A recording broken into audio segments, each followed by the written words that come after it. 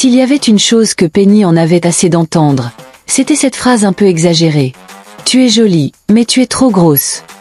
Elle l'avait entendue tellement de fois que si elle avait touché un ERA à chaque fois qu'un homme la lui avait dite, elle se serait bâtie une petite propriété à la gosse. Penny était une célibataire de 31 ans qui travaillait pour une compagnie d'assurance populaire et vivait seule sur le continent dans un 2 pièces. Elle avait une grande gueule, un grand cœur et des hanches qui ne mentaient pas. Mais chaque fois qu'elle se présentait à un homme lors d'un mariage ou par le biais d'une agence matrimoniale, la conversation se terminait par une forme ou une autre de dénigrement corporel. Tu me plais bien, mais tu ne pourrais pas perdre plus de poids. Avec tes hanches, il nous faudrait une caravane pour notre lune de miel. Ses tantes n'arrangeaient rien. À chaque réunion de famille, elle la saluait d'un « Ah, ma grande tante Penny, on a toutes les cartes en main ». Puis ils lui servaient à manger comme s'ils essayaient de nourrir un village. Mais cette fois, Penny en avait assez. Après qu'un homme bien nommé Lady lui ignorait à cause de sa taille, elle s'assit dans sa chambre, mangea 2 tourtes à la viande et une bouteille de coca, s'essuya la bouche et se leva. C'est fini. Je vais perdre du poids, même si ce n'est que 5 kg. Il faut que je perde du poids avant le prochain Nowamb. Elle s'inscrivit donc à la salle de sport. Le premier jour, le prof, un homme costaud mais débordant d'énergie, lui dit « Madame, on va commencer doucement ». Il lui fit faire des sauts avec écart. Mais au 7e saut, Penny bondissait comme une personne fuyant des kidnappeurs. Sa perruque avait bougé, ses leggings pleuraient et ses genoux écrivaient une lettre ouverte à Dieu. Malheureusement, le lendemain, elle ne revint pas. Elle décida de se mettre au régime, car la salle de sport l'avait humiliée et ses genoux lui criaient « S'il vous plaît, on n'est pas fait pour ça ». Elle téléchargea un menu aléatoire sur Instagram qui promettait un ventre plat en 7 jours. Il contenait de l'avoine, du concombre, de l'eau, un œuf dur et un fruit mystérieux appelé « dragon ». Elle regarda l'étagère de sa cuisine et siffla « Où est-ce que je veux voir un dragon à Agbado ?» Elle essaya quand même. Le matin, elle mangeait de l'avoine. L'après-midi, des carottes, et le soir, elle se régalait d'une mince assiette de déchets. Le 2e jour, quelque chose d'étrange se produisit. La soupe aiguisie dans son réfrigérateur commença à parler en langue. Elle l'interpella. « Penny, je suis encore fraîche. Réchauffe-moi un peu. » Elle ouvrit la soupe et la remua. Ses genoux étaient faibles et sa salive montait. Même la viande à l'intérieur semblait lui sourire de manière séduisante. Et c'est ainsi qu'elle succomba à la tentation, tel Ève dans le jardin. Le lendemain matin, Penny arriva à son bureau, coupable et irritée. Ses boucles d'oreilles voyantes habituelles avaient disparu, et elle se comportait comme quelqu'un qui manque d'assurance. Sa collègue Cynthia, la tueuse de mode du bureau, s'arrêta à sa table. « Penny, ça va ?» Penny soupira. « Cynthia, si tu vois le wahala que je rencontre avec ce régime. Et mon corps tremble, mon esprit est en colère, et mon réfrigérateur n'arrête pas de m'appeler. » Cynthia fronça les sourcils. « Pourquoi maintenant? Qui t'a envoyé faire un régime ?» Penny baissa les épaules et s'affala plus profondément sur sa chaise. « C'est à cause de tous ces hommes maintenant. Ils n'arrêtent pas de faire comme si j'étais trop grosse. Quelqu'un a même dit que j'avais besoin de 2 sièges pour m'asseoir correctement. Je suis vraiment fatiguée. » Cynthia s'approcha et s'assit au bord de sa table. « Penny, si tu veux perdre du poids, il existe un moyen plus rapide et sans stress. Pas de déchets, pas d'avoine, pas de wahala. » Penny leva les yeux. « Comment ?» Cynthia regarda autour d'elle comme si elle était sur le point de lâcher une information illégale. Puis elle murmura « Ozempic ». Penny haussa un sourcil. Cynthia sourit comme une herboriste de village détentrice d'un remède secret. C'est le meilleur ami de l'heureux élu. Une injection par semaine et ton appétit disparaîtra. Ton corps se régénérera et en seulement 2 mois, tu flotteras comme une feuille. Les yeux de Penny s'écarquillèrent. Ça marche comme ça. Cynthia sortit son téléphone et montra ses vieilles photos à Penny. Regarde-moi. Je faisais du 46. Maintenant, je fais du 44. Même mon ex est revenu en pleurs. Bon, je lui ai dit que j'étais trop mince pour son stress. Penny se pencha en avant. Attends, tu veux dire pas de gym, pas de corde à sauter, pas de trucs qui ont le goût de la punition. Cynthia lui fit un clin d'œil. Pas du tout. Un petit coup et on te piquera la taille comme un téléphone volé. Penny n'y réfléchit même pas à 2 fois. Le soir même, elle tapa « Publicité Ozempic à Lagos » dans la recherche Instagram. Elle tomba sur 10 pages, toutes avec des bios suspectes, du genre « Message privé uniquement »,« Pas de remboursement après paiement » et « Réservé aux clients sérieux ». Après les avoir toutes parcourues, elle choisit celles avec les plus belles filles sur leurs photos avant-après, et leur envoya un message. Au matin, un livreur s'arrêta devant son portail avec une petite glacière blanche, comme quelqu'un qui livre un rein humain. « Voici votre commande, madame », dit le livreur. Penny ouvrit la boîte et vit une notice. Le papier était plein de petits caractères. Elle plissa les yeux, mais ne lut que la phrase en gras. À utiliser une fois par semaine. La perte de poids est rapide et sans effort. C'était tout ce qu'elle avait besoin de savoir.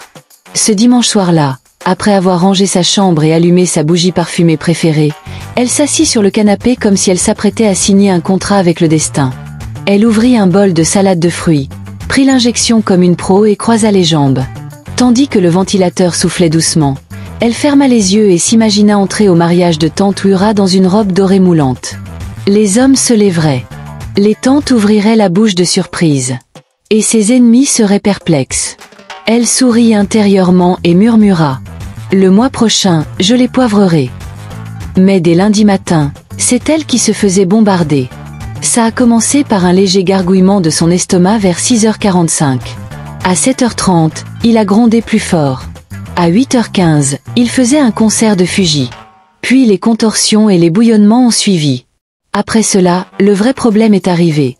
Un bruit fort, comme si quelqu'un tirait sur le cordon de démarrage d'un générateur défectueux. Penny se tenait le ventre et se figea. Est-ce la graisse qui fond sur mes intestins qui lâche? Elle réussit néanmoins à enfiler sa tenue de bureau et à se rendre au travail. Mais à 11h, elle était allée aux toilettes 3 fois, et à chaque fois, son âme quittait brièvement son corps.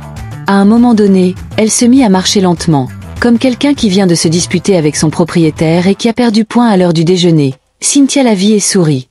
Je secoue. Ça marche. Penny força un sourire. Oui, oh. Je crois que je suis en train de fondre toute petite, à l'intérieur comme à l'extérieur. Eh bien, ce que Penny ignorait, c'est qu'elle venait d'entrer sur le champ de bataille d'Omiwala, et qu'elle s'apprêtait à étendre ce wahala à une autre âme innocente. Penny était allée à une baby shower à Ogudu, un de ces événements où l'on sert du riz, des petites côtelettes et des conseils non sollicités. Elle n'était même pas proche du célébrant, mais sa mère l'avait forcée à représenter la famille parce que, comme elle le disait, « Il faut qu'on te voie. Qui sait où ton mari te trouvera ?» Alors, elle enfila son pantalon nouvellement ajusté, se força à rentrer un corset et se poudra le visage fatigué. Mais au milieu de la fête, son estomac recommença à protester. Elle s'excusa, alla aux toilettes et revint avec l'air de quelqu'un qui vient de courir un marathon en pantoufles. C'est alors qu'elle remarqua Shade. Elle était assise tranquillement avec son bébé, s'épongeant le visage avec une serviette et mangeant des poufs comme pour une punition. Leurs regards se croisèrent. Penny lui sourit. « Salut !» Shade força un sourire. « Salut, tu me sembles familière. » Penny ajouta. « Tu as été à Covenant Polytechnique ?» « Non, » répondit Shade. « Mon mari connaît l'hôte. »« Bon, je suis juste venue pour le riz. » Penny rit. « Mais je crois que le riz se défend. » Shade rit doucement et baissa les yeux vers son bébé. « Au moins, tu peux encore porter un jean. Moi, je ne reconnais même plus mon propre corps. » C'était tout. Une phrase directe et, comme ça, deux femmes qui se connaissaient à peine se sont rapprochées autour de leur lutte contre la pression corporelle. Elles se sont assises ensemble, ont discuté et se sont plaintes, et le soir, alors que le soleil se couchait, Shade a finalement demandé « Comment as-tu maigri comme ça? Tu as l'air différente. » Penny se pencha et chuchota comme si elle partageait un point de vente d'essence au marché noir. « C'est Omi. » Shade cligna des yeux. « Qu'est-ce que c'est? » Penny sourit. « Ce qui m'a fait perdre l'appétit et m'a fait prendre du poids. » Les yeux de Shade s'illuminèrent. Puis elle fronça les sourcils. « Est-ce sans danger? » Penny haussa les épaules. « Je t'en prie. Laisse la sécurité pour l'instant. Tu veux être mince ou pas? » Shade ne répondit plus. Et comme ça, le parcours d'une autre femme commença. Shade n'était pas allée à cette baby shower pour se faire de nouvelles amies. Elle y était parce qu'elle avait besoin d'air. Elle avait besoin d'espace et d'une raison pour sortir de la maison sans que sa belle-mère ne lui demande si elle avait bu un mélange à base de plantes pour la réorganisation de l'utérus. 4 mois après l'accouchement, elle était toujours fatiguée, avait encore des fuites et était encore ronde. Son bébé, la petite Tulu, était une bénédiction. Mais personne ne vous dit que de telles bénédictions s'accompagnent de nuits blanches, de mamelons crevassés et d'un corps qui tremble maintenant là où il se brisait auparavant. Son corps était toujours en mode maman. Son ventre n'était pas descendu et ses bras étaient doux comme du pain frais d'Agege. Même si son mari ne s'en souciait pas en fait, il disait qu'il la préférait plus ronde maintenant, car cela la rendait plus jolie. Shade ne se sentait pas du tout douce. Elle naviguait sur Instagram jour et nuit, voyant des jeunes mamans posées avec des seins plats, des ventres gonflés et des corps, à la demande plutôt qu'à la réception. Elles avaient toutes l'air d'être arrachées. Un jour, elle a essayé de porter sa robe d'avant l'inscription et s'est retrouvée à pleurer sur le lit comme quelqu'un qui vient de perdre un pari. Elle a essayé un corset amincissant. Elle a acheté celui dont il parlait en ligne, qui disait qu'il amincissait de 18 cm la taille en seulement 7 jours. Le premier jour, ça lui a coupé le souffle. Le deuxième jour, ça lui a enlevé la paix. Et le troisième jour, ça a failli lui coûter la vie. Ce fut donc un miracle pour elle lorsqu'elle a rencontré Tenny à la fête et entendu parler d'Omi. Pour une femme comme elle, ce médicament sonnait comme une délivrance, surtout maintenant que les autres femmes de l'église commençaient à chuchoter. Elle a entendu l'une d'elles dire dimanche dernier: « La femme de notre pasteur pour les jeunes grandit énormément. Avant, elle ressemblait à Esther dans la Bible, mais maintenant, elle ressemble à la belle-fille d'Eliot. » Ces conversations en aparté la blessaient et la mettaient mal à l'aise, même si son mari, Dio, le pasteur des jeunes, l'aimait. Il embrassait son ventre et l'appelait le premier terrain de jeu de Tulu. Mais cela ne dissipait pas ses complexes. Chaque fois qu'elle ouvrait Instagram et voyait d'autres jeunes mamans à la taille fine et au bébé souriant, elle se sentait ratée. Un soir, après avoir allaité, elle s'est retrouvée nue devant le miroir et a pleuré doucement. Je connaissais ce corps. Maintenant, c'est comme si je le louais. Alors, quand Tenny a murmuré « Omi » comme un mot de passe, cela l'a traversée. Peu lui importait la sécurité. Elle a juste demandé la publicité. Tenny lui a envoyé la page sur Instagram et lui a dit « Ne prends qu'une dose par semaine. N'essaie pas d'être trop sévère. Oh, le médicament te rendra humble. » Shade a ri et a répondu « Ne t'inquiète pas, j'ai un soutien solide. » Elle a passé sa commande le soir même. Le lendemain, alors que son mari participait à un programme, elle reçut le colis comme un colis de contrebande. Il était livré dans une petite glacière blanche, emballée comme une greffe de rein. Elle lut la notice, mais son regard ignora volontairement les effets secondaires. Elle se concentra uniquement sur la partie indiquant que le produit réduisait l'appétit, aidait à perdre du poids rapidement et était efficace. Elle se fit l'injection en murmurant une prière. « Seigneur, je ne fais pas ça par vanité. Aide-moi juste à rentrer dans ma robe de mariée. » Et cette nuit-là, elle se sentit bien. Le lendemain aussi, elle se sentit comme une lionne. Elle passa la serpillière, tria les vêtements de bébé et prépara même 4 soupes différentes ce jour-là. Mais dès le 3e jour, les signes apparurent. Son estomac se mit à gargouiller comme un générateur d'église têtu qui voulait embarrasser le pasteur. Au début, elle en rit. Peut-être que la graisse panique. Mais ensuite, au fil du temps, elle commença à se réveiller avec des bouffées de chaleur, un manque d'appétit et des rêves étranges.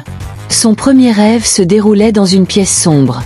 Une femme sans visage se tenait dans un coin et lui murmurait « Arrête de rapetisser ce que Dieu t'a donné. » Shade se réveilla en sueur, mais elle ne le dit pas à Dio, car elle comptait le surprendre avec sa casquette. Cependant, à la fin du mois, sa tétée s'était arrêtée. Bébé Tulu pleurait toute la journée. Son appétit disparut et ses yeux commencèrent à s'affaisser. Elle persévéra malgré tout, convaincue que la beauté avait un prix et qu'elle était prête à le payer. Quoi qu'il en soit, les rêves continuèrent. Chaque nuit, la femme sans visage revenait. Parfois elle pleurait, parfois elle lui criait dessus. Une fois, elle désigna même le reflet de Shade dans le miroir et dit « Est-ce bien ce que tu es maintenant ?» Un dimanche fatidique, Shade faillit s'effondrer sur l'autel pendant la prière. Alors qu'elle descendait s'asseoir à côté de son mari, l'un des anciens de l'église murmura « Elle est mince. Elle veut l'être, maintenant, elle ressemble à une ombre. Qui lui conseille de perdre du poids ?» Shade ne répondit pas. Mais cette nuit-là, quelque chose en elle finit par se briser. Elle regarda son bébé, puis le miroir, puis le minuscule stylo injecteur blanc posé sur la table. Sans réfléchir, elle le ramassa, alla à la salle de bain et le jeta dans les toilettes. Étonnamment, ce rêve étrange cessa la nuit même. Le lendemain, après avoir tiré la chasse d'eau sur le stylo omique, Shade se sentit plus légère, non pas physiquement, mais spirituellement. Elle savait que les effets mettraient du temps à s'estomper.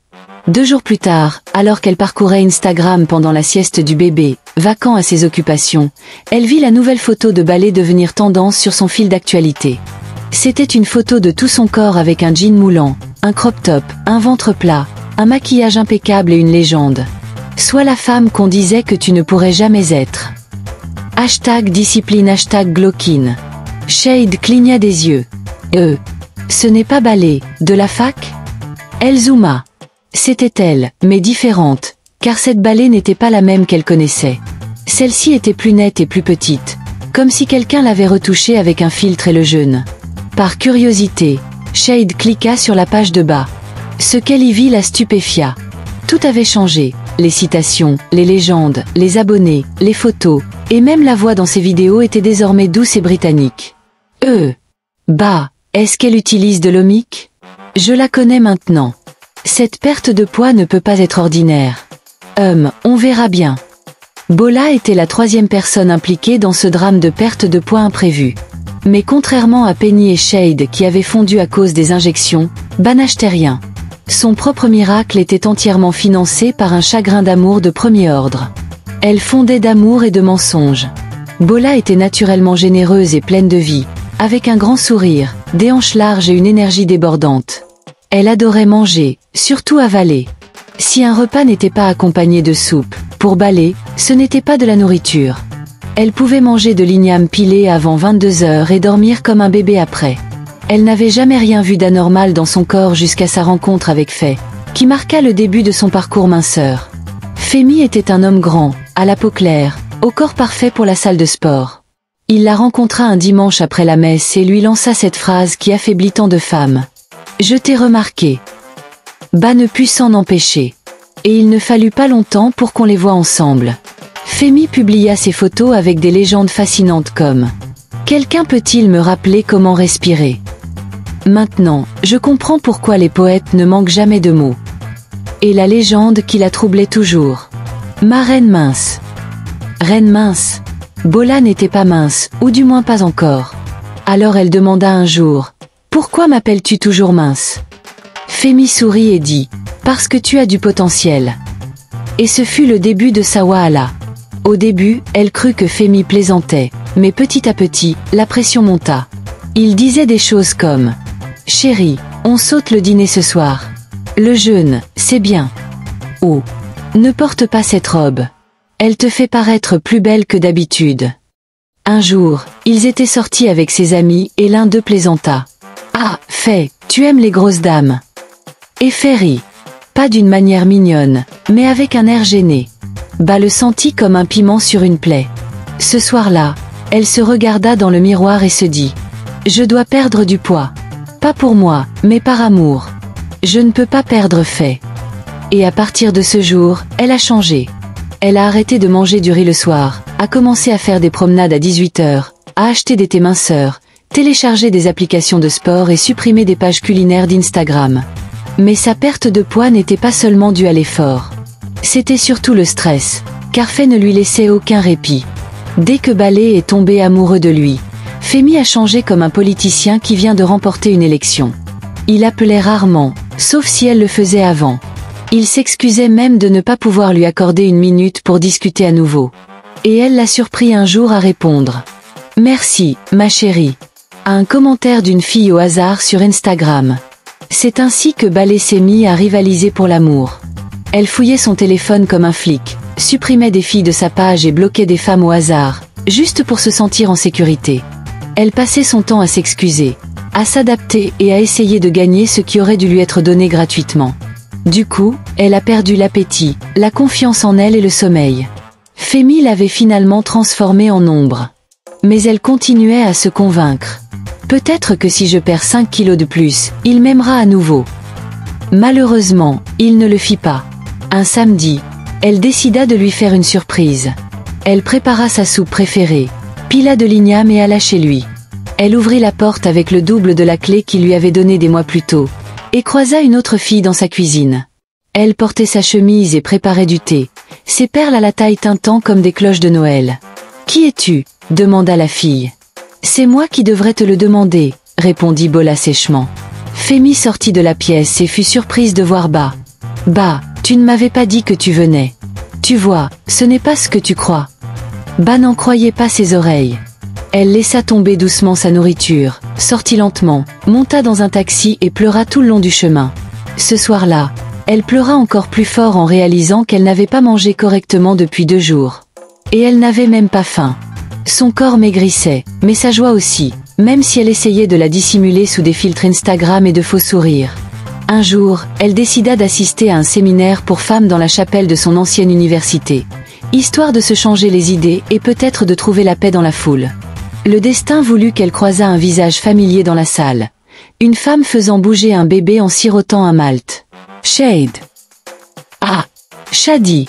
Shade de Mascom. Shade se retourna et sourit. Balai. Mon Dieu, regarde-toi. Elle s'étreignirent et rirent. Tu es vraiment rayonnante, complimenta Shade. Tu as maigri. Je ne te reconnaissais presque pas.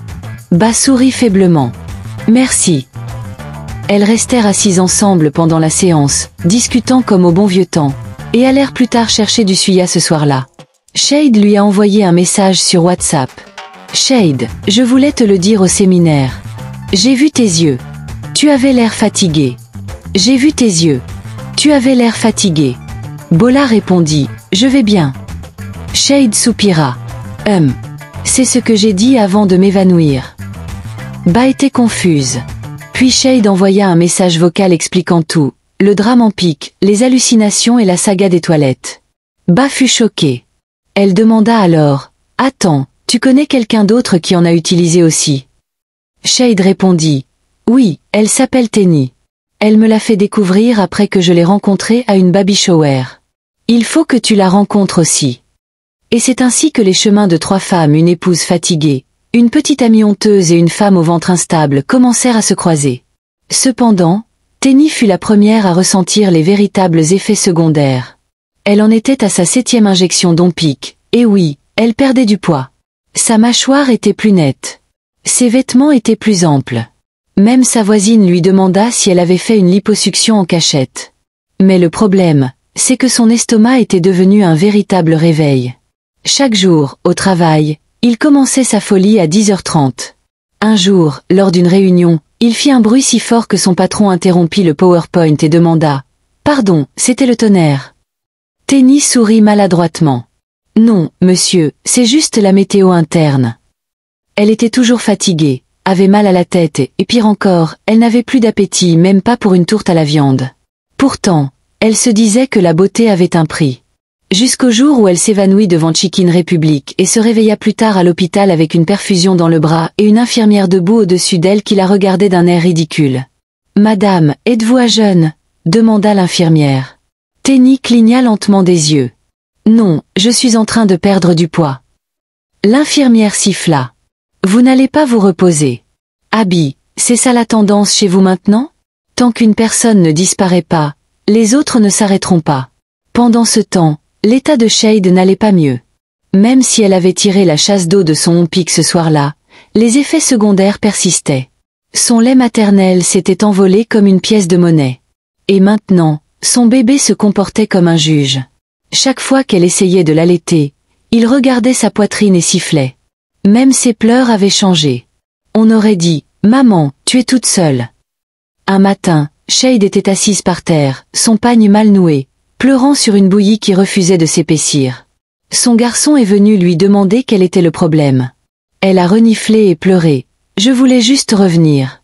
C'est tout. » Bah a souri et l'a embrassé sur le front. « Retourner où ? Ce n'est pas un statut WhatsApp. Tu es ma femme, pas un mannequin Instagram. » Ce soir-là, Shade jeta tous ses jeans slim. Elle prépara de l'air chaud avec de la soupe de gombo et la mangea avec joie. Heureusement, son lait maternel revint 2 jours plus tard, comme s'il était parti se ressourcer. Bola, quant à elle, était toujours en pleine forme, mais son cœur était lourd et brisé. Pourtant, Partout où elle allait, les gens l'admiraient. Mais personne ne savait qu'elle pleurait jusqu'à s'endormir. Le pire, c'était que lorsqu'on lui disait « S'il te plaît, partage ta routine. Je veux te ressembler », Ba forçait un sourire et répondait « C'est stressant et déchirant, oh. 3 fois par jour. » Eh bien, ils en rirent, pensant qu'elle plaisantait. Si seulement ils savaient. Comme promis, Shade présenta Ba à Tenny, et les 3 femmes se retrouvèrent dans un petit restaurant d'Amala près d'Ajidinbi. Pas de salade, pas de smoothie, juste des bols fumants d'Amala, d'éwédú chaud et de viande de chèvre qui pouvaient faire oublier son ex.